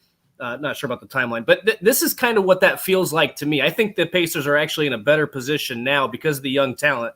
And with Kevin Pritchard saying, I'm not really interested in having 5 new young guys on this team, it speaks to me that they are looking to get maybe 1, 2, maybe 3 guys in free agency that have the experience, have the talent. But I think they also need some sort of that leadership ability, because David West was a great player, but I thought more than what he did was on the court he was just a leader, somebody to take that team from one step to the next. And I feel like they can do that this offseason. Yeah, there's no question about that. And, if you think about it, what they have, I believe, set for sure are 3 starters in Miles Turner, Tyrese Halliburton, and Benedict Mathurin. I mean, Aaron Nesmith, Jordan Wara, I think are going to be really good assets to this team. Could Nesmith continue to be a starter? He started 60-plus games. Yes, he could. Andrew Nembhard as a rookie started 60-plus games. Could he continue as a starter? Yeah, he could, but I think they'd probably be more comfortable with him coming off the bench in a backup role. So I think there are a lot of opportunities for this team to get better. You're going to look at a number of teams. For instance, in the East now, Toronto was beaten, so they're out of the play-in. What are they going to do? They were built to try to make the playoffs. Atlanta advanced. One of the 2 teams tomorrow night, Miami or Chicago, is not going to make the playoffs. One of those teams is going to probably retool. I've looked at it this way. There's probably 9 teams right now that are built for now, that are built to win a championship. And you look at that, it's Boston, it's Milwaukee, it's Philadelphia, maybe Cleveland, maybe not. You go to the West, Phoenix clearly built for now, Denver built for now, Clippers built for now, Lakers built for now. You could say Memphis is even built for now. At some point, guys, over the next couple of years, that's going to change, and you're going to have teams like the Pacers, as you said, Dustin, when Indiana had that 3-year window, 2012, 2013, 2014, went to the Eastern Conference semis, twice went to the Eastern Conference finals. To me, that's how you have to look at it. You have about a 3 to 4 year window where you can really go for it. And I think the Pacers are slowly, and maybe a little faster than we thought, approaching that, where next year they feel like we need to be a playoff team. And then the next couple of years, we need to be a contender. I really think that's the route that they're taking here in the short term and the long term. Pete says he likes what Norris stated, that he didn't know how much time he would spend in Buffalo. He plans on spending most of his offseason in Indy. That's a commitment. And that's the thing that Indiana, I'm not going to say that they've missed commitments. They haven't had the all-in buy-in from every player probably since Reggie's days, maybe. Yeah, and I think right now they have a group that is like that. That's what I mean. Yeah, I think right now, I mean, you saw last year after the season ended and they'd only won 25 games, Tyrese and Jalen Smith and Buddy and all those guys, they stayed around and did a lot together in the summer. In fact, one of the things that I saw that Rick Carlisle is going to have, and these aren't mandatory, but I think the players will all be there, is I think the week of May 8th and the week of June 8th, they're going to have like 1 week of camp. You can't do anything official, but the building is open. You can come in individually. You can play pickup. You can work with coaches. I think that's something that this team will embrace, because to a man, you could tell how much they like being around each other. And that's no commitment that they'll all be back. I think we all know in sports, you look at the college game, you look at the pro game, just because the guys you had on the team this year, it doesn't necessarily mean those will be the same guys that'll be on your team next year. I do think the bulk of this core will be back. I do think there will be a number of changes, but I think the off season is when you can really set the table for your successes in the future. Well, and I don't know about the buy-in from every player as in previous seasons, but I think it's also very difficult in previous years when there's been a lot of talk about trades and blowing the team up and not having that same success. I think the players can kind of feel that that's the current situation wasn't going to work. So it's just everybody's up in the air. Now there's a lot of buy-in, I think, because they know like you said, Chris, you can never in sports, you never know what's going to happen. But these guys feel like they're the core of this team. They like playing together. They like being around each other. It's just a different kind of energy. And I think that's why this group looks so connected. And, even when they were going through a losing drought and when Tyrese was hurt, this was still an incredibly fun team to watch. And it just created a level of excitement that I don't think we've felt since maybe Paul George left. Yeah, I think you're right. And the one thing they did address, they had the 10th best offense. They were really good offensively this year, but they've got to be better defensively, and they've got to be a better rebounding team. Now, I think we can all look at the NBA today, and it's much different than it was 10 years ago. The reason I say that, I was looking through some numbers. 15 teams this year averaged 115 points or more. The lowest team in the league averaged 109. If you go back even 10 years ago, I think the majority of the teams were playing in the 90s, and you had a handful of teams in the 100s. So it's hard to sort of compare defense from 10 years ago to defense today. And part of the reason is it's a much faster paced game.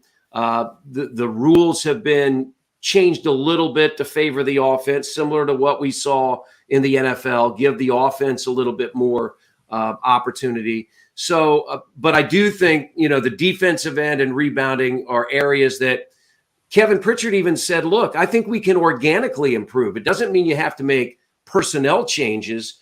Right. It's the people that are on the floor have to make changes and improvements. So, yeah, that's what I'm excited to see. I think it's going to be a really fascinating summer throughout the league. We still have 2 months left of NBA playoffs, and I'm looking forward to watching those. Somebody put out there, who do I think is the favorite to win the NBA title? I'm gonna stay with 3 teams. I think Boston, Milwaukee, and I really believe Phoenix. I mean, you add somebody like Kevin Durant to Devin Booker and Chris Paul and DeAndre Ayton. And that brings me to one more point I did want to make, sort of go back. Ayton made me think about that. Miles Turner is in a great place now because, Dustin, to your point, the last few years, every summer it was, is Miles Turner going to be a part of the Pacers? Yep. Well, he's going to be a part of the Pacers. He signed the 2-year extension. He's healthy. They sat him at the end of the year because he had some back issues and an ankle issue, but he's going into the summer as healthy as he's ever been the last few years. And it's a whole lot different to spend your summer getting ready for the season instead of rehabbing from an injury. And that's exactly what Miles has done each of the last 2 years. So from that standpoint, I think that's a big positive for the Pacers as well. Chris, I cannot tell you how much I am looking forward to you going outside and mulching. Are you done?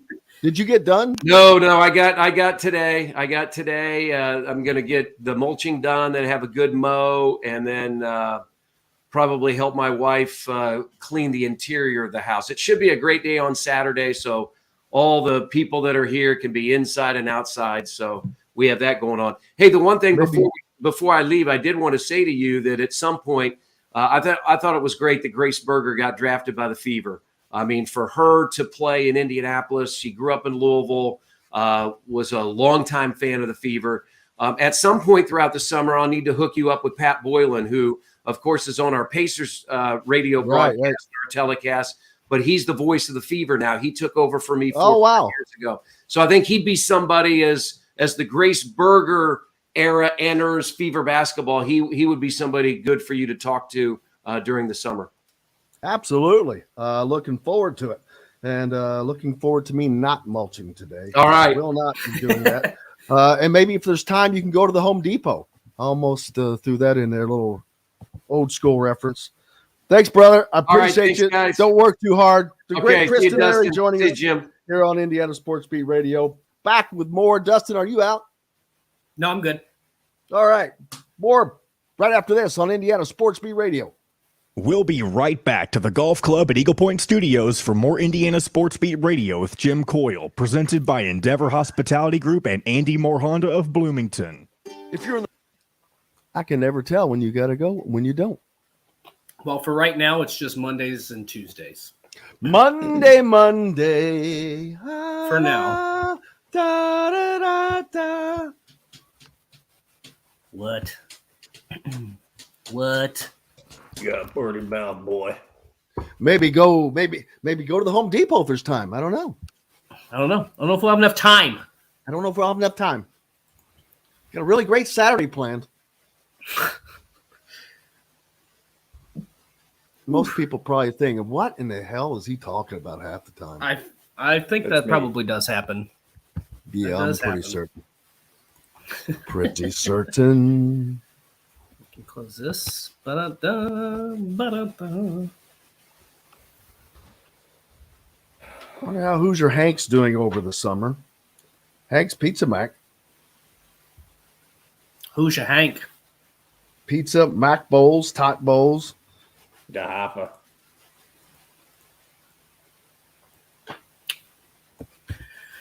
Oh, boy. The bison is back. How about a Polynesian mac? Signature mac, chicken, jalapenos, sweet Thai drizzle. Oh, dude, these are loaded potato mac. That. Signature mac, tater tots, shredded cheddar cheese, bacon, sour cream. Southwest mac, white cheddar mac, pulled pork, pico de gallo, sour cream, taco seasoning sprinkle. I like that. How about that? How about it? Blazing buffalo mac, signature mac, chicken, red onion, ranch drizzle, buffalo drizzle. I had that, and it was. I love buffalo chicken, dude. That was so good. The Memphis mac, signature mac, pulled pork, chicken or brisket, red onion, barbecue sauce drizzle. Another goodie. Making me hungry. They've got a brand new breakfast. Pretzels are making me thirsty. They've got a brand new breakfast menu at BB's, which it started the Saturday after I was there last week, and I'm like, man, so at least this week I will be there.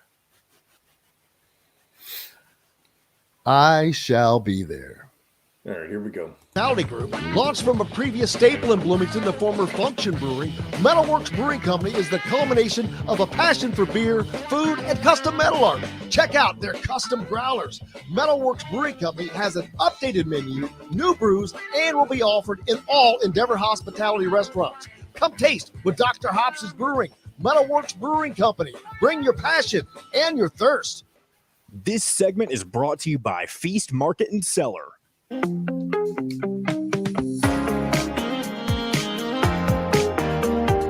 Now back to the Golf Club at Eagle Point Studios for more Indiana Sports Beat Radio with Jim Coyle, presented by Endeavor Hospitality Group and Andy Moore Honda of Bloomington. Welcome back, Indiana Sports Beat Radio here on this Thursday. Beautiful, beautiful Thursday. I hope it's the same wherever you may be. Spring hath arrived. And looking forward to enjoying it. I hope it stays like this for a while with no humidity, no terribly hot temperatures. Just enjoy some spring throughout the rest of April, May, start of June. That would be nice. Yeah. Getting back to NIL a little bit. I know there were some questions that probably didn't get answered or whatever during that time we had him on, but the NIL deals, they're not made in the recruiting pitches. When coaches are sitting down with these guys, they're not going to say, all right, here's your NIL deal. That's not how it happens. It's not. Are you talking universally? Well, it's not supposed to happen that way. Right. I have a sneaking suspicion it does. Some places. It does not happen that way in Indiana, and it's not because, I hate when people say, oh, yeah, whatever. No, it doesn't. Because I know the people who, anyway. But they are told what they could expect to be able to make.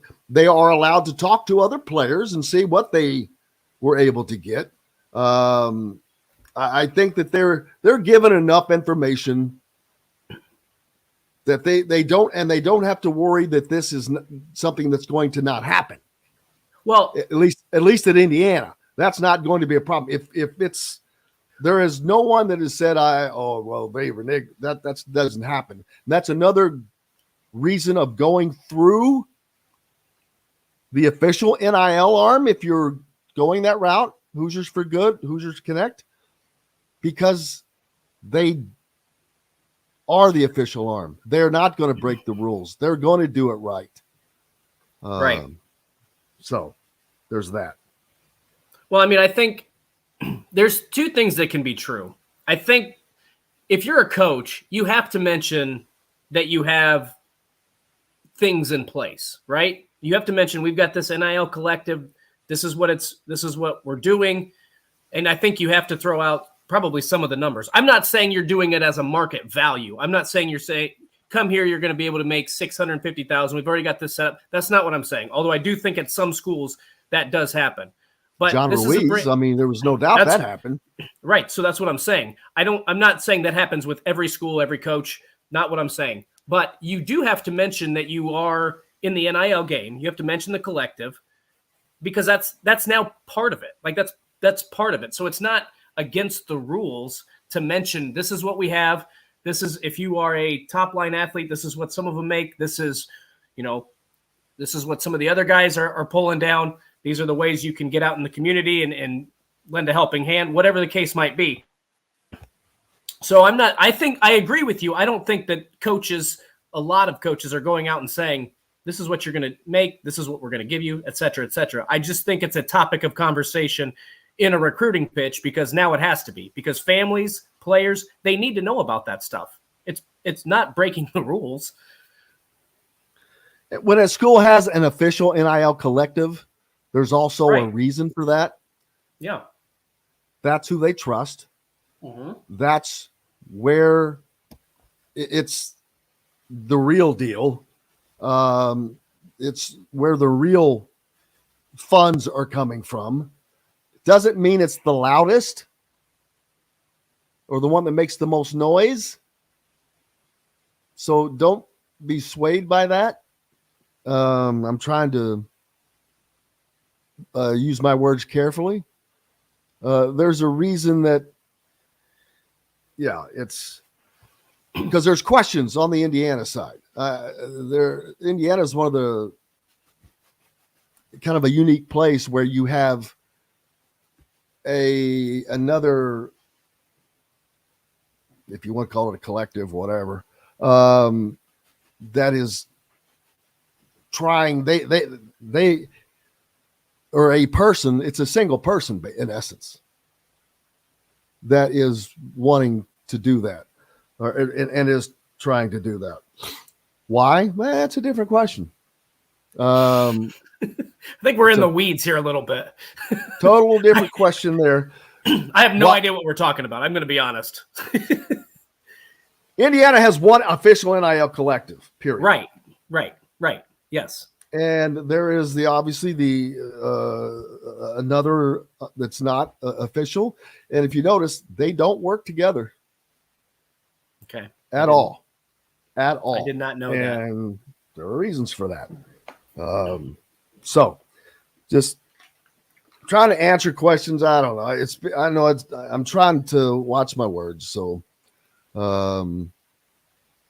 you want to be confident in what you're doing. If you want to be a part of the NIL collective at Indiana, then obviously Hoosiers for Good, Hoosiers Collect. They've got a former basketball player running the Hoosiers Connect side, and the Hoosiers Connect is foundationed by the biggest corporations in Indiana.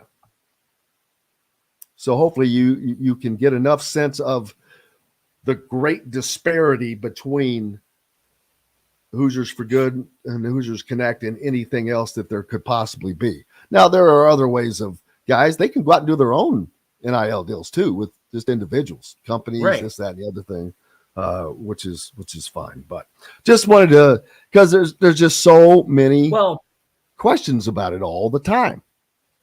When I think for the student athlete, I think it's better to do something, and this is me having very little knowledge, but just looking at it holistically from the picture, it's probably best if I'm a student athlete to go through something the school trusts, because you're probably less likely to get screwed over in the long run. And I'm not saying other places are attempting to do that. I'm just saying the school is going to have barriers in place. They're going to help these student athletes along the way in terms of their the taxes. school has no bearing on anything outside of their official NIL. Right.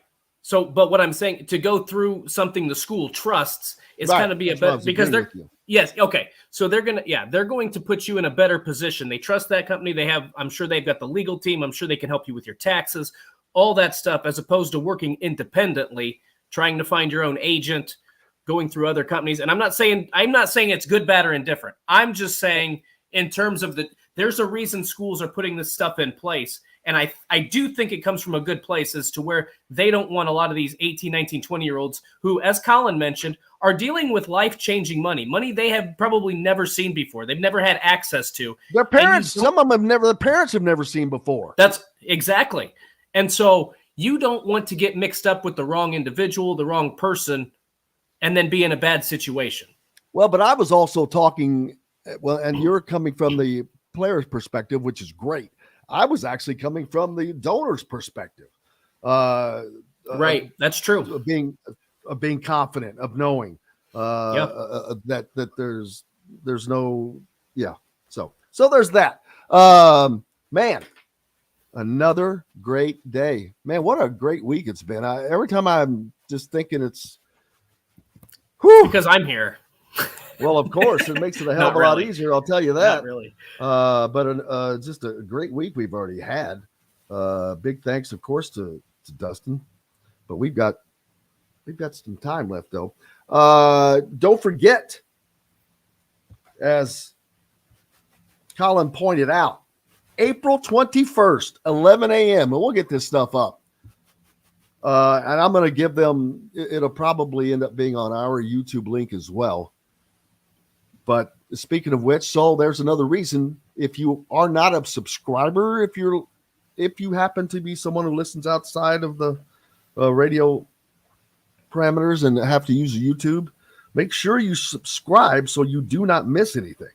You can always go back and pick up something if you miss it. Even for those that are able to listen to us on radio, whether it's WJOB or the Ref or WBRO or the Fan. Sometimes you miss something. It's always there on the YouTube channel. You can always go back and pick that up at IndianaSportsBeatRadio.com or at Indiana Sports Beat Radio on YouTube. So that's always. But make sure you subscribe. Hit the like button. It helps us immensely. So we appreciate it. And might as well go ahead and give us a follow on Twitter at Jim Coyle ISB, at Schutte Dustin. At Schutte Dustin. At Schutte Dustin. Jamie, There's thank you, man. Beauty and simplicity. Beauty and simplicity. There you go. Appreciate Pete, everybody. Great audience today, as always. Tomorrow, we're not letting up. Not letting up, man. Nobody gonna slow me down. Oh no! Whoa. I got to keep on moving. All right, that's not a good duo. Alec Busey joins us again tomorrow from the Hoosier.com. Not a lot has gone up. Oh, gee whiz. There are a couple of new names in IU recruiting we didn't even stinking get to today. Daggone it. Content for tomorrow, baby. LS, U of L, Matthew Cleveland, Florida State. Go to thehoosier.com. You can find out more information for them. Alec Busey will be with us tomorrow. Rob Cassidy from Rivals, their national recruiting. We'll talk to him more about it. And Zach Osterman from the Indy Star as well. Huge thanks to everybody on the program today. Matt Taylor, Chris Denari, Dustin, of course, Collin Hartman, our old good buddy, John, a producer, keeping us between the white lines. Most importantly, thanks to you guys. Without you, we've got no reason to be here. We're back tomorrow to do it all again. Until then, I'm Jim Coyle. I will see you on the radio. Thanks for listening to Indiana Sports Beat Radio. Be sure to subscribe to our YouTube page for more clips and team coverage of Indiana basketball, football, and more. You can also find full episodes and tons of other content on thehoosier.com. We'll see you next time for another edition of Indiana Sports Beat Radio.